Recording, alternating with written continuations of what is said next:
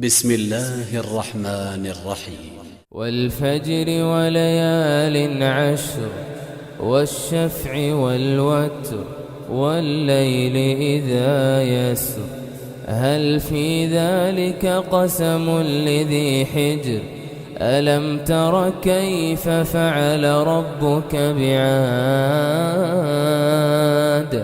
إرم ذات العماد التي لم يخلق مثلها في البلاد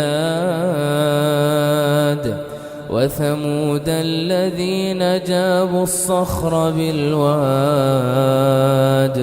وفرعون ذي الأوتاد الذين طغوا في البلاد فأكثروا فيها الفساد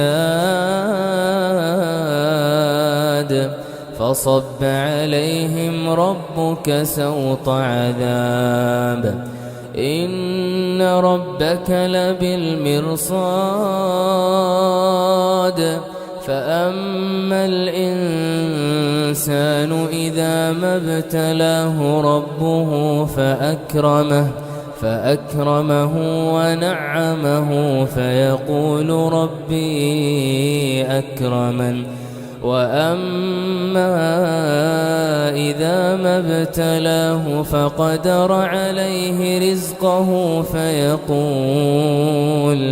فيقول ربي أهانن كلا بل لا تكرمون اليتيم ولا تحاضون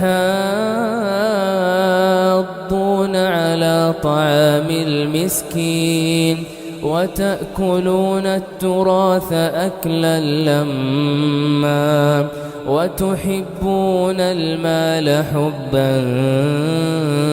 جما كلا إذا دكت الأرض دكا دكا وجاء ربك والملك صفا صفا وجيء يومئذ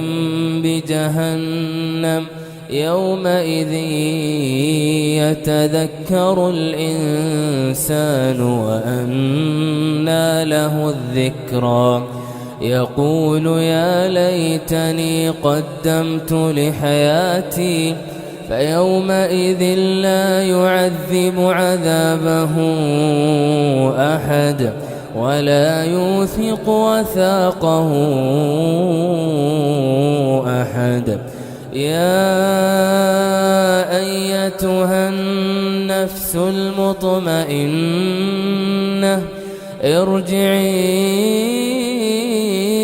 إلى ربك راضية